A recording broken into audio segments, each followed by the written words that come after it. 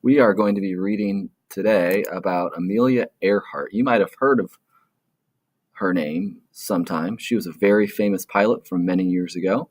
This book is about her life. As I'm reading the story, I want you to be thinking, what is the main idea of these different parts of the book, as well as some things that you've learned that you might not have known about Amelia Earhart or from flying long ago.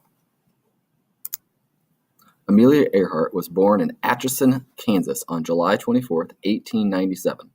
Her parents were Edwin Earhart, a lawyer for a railroad, and Amy Earhart, the daughter of a wealthy judge.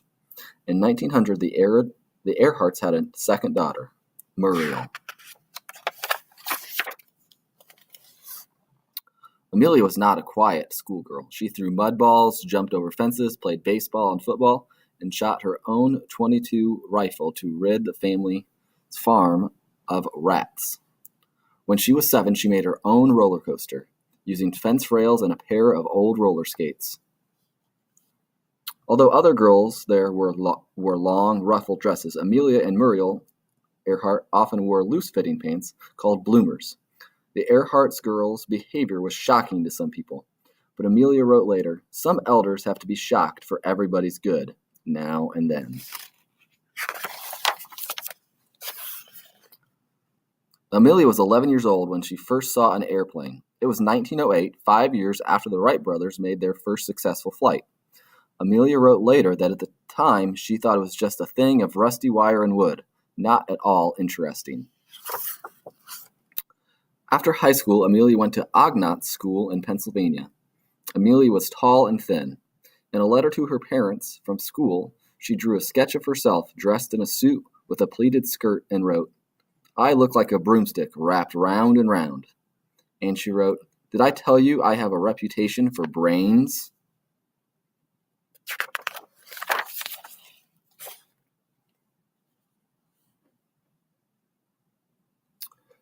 Amelia spent Christmas 1917 with her sister in Toronto, Canada. There she saw soldiers who had returned from the First World War. Years later, she wrote, "For the first time, I realized what World War meant. Instead of new uniforms and brass bands, I saw only the results of 4 years of desperate struggle, men without arms and legs, men who were paralyzed, and men who were blind." Soon after the holiday, Amelia quit school. She went back to Toronto, became a nurse's aide, and cared for the war wounded.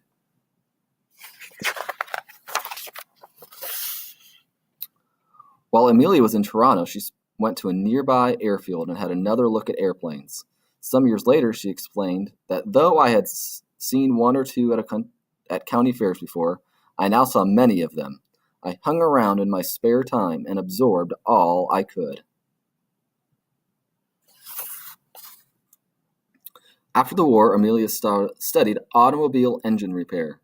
The next day, she took courses in New York City at Columbia University and Barnard College. At first, she was preparing to study medicine.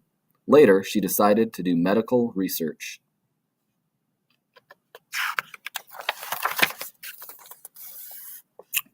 After the school year ended, Amelia went to be with her parents, who had moved to California. On Christmas Day, 1920, she went to an air show, and 3 days later, she paid $1 for a 10-minute airplane ride. "As soon as I left the ground," she wrote later, "I knew I myself had to fly." In January 1921, Amelia took her first flying lesson. In July, she bought her first airplane. She paid for the lessons in an airplane with the money she had earned working for the Los Angeles Telephone Company and with money given and loaned to her by her mother and sister. Flying wasn't as safe then as it is today. Airplanes were powered with small engines. Amelia had several crash landings. Once she was thrown into an open field.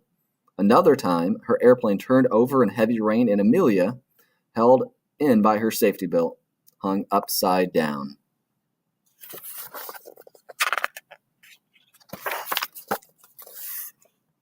In 1924, Amelia's parents divorced. She sold her airplane and bought a yellow sports car and drove her mother east to their new home in Medford, Massachusetts. Sam Chapman, a chemical engineer, followed Amelia east. Chapman wanted Amelia to marry him, but Amelia refused to become what she called a domestic robot. At the time, she said, "I don't want to marry anyone." On weekdays, Amelia had a job as a social worker in a community center in nearby Boston, teaching English to immigrant children. On weekdays, she flew for sport and as a saleswoman for an airplane builder. In May 1927, Charles Lindbergh became the first to fly across the Atlantic Ocean. The next year, Amelia Earhart became the first woman to make the flight. She was co-passenger aboard an airplane named Friendship. In 1928, Amelia, Bill Stultz, and Slim Gordon climbed onto the Friendship. It was painted orange so it would be easy to find in case of an accident, and was fitted with pontoons so if they couldn't complete the trip, they could land on the ocean. Before the trip, Amelia telegraphed her mother, "Don't worry, no matter what happens, it will have been worth trying." While Stutz flew the plane, Amelia checked maps and kept a record of their speed and altitude. She also looked out the window at clouds she described as marvelous shapes in white. She wrote, gulping beauty. On June 18, 1928, after 20 hours and 40 minutes in the air, the plane landed in the water in the harbor of Bury, Port Wales. Amelia described the flight as a grand experience, but she didn't pilot the plane. She said she felt like baggage.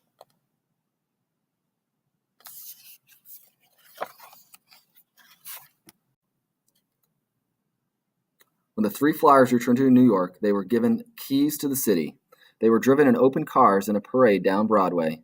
People leaned out of office windows for a look and threw down confetti to celebrate.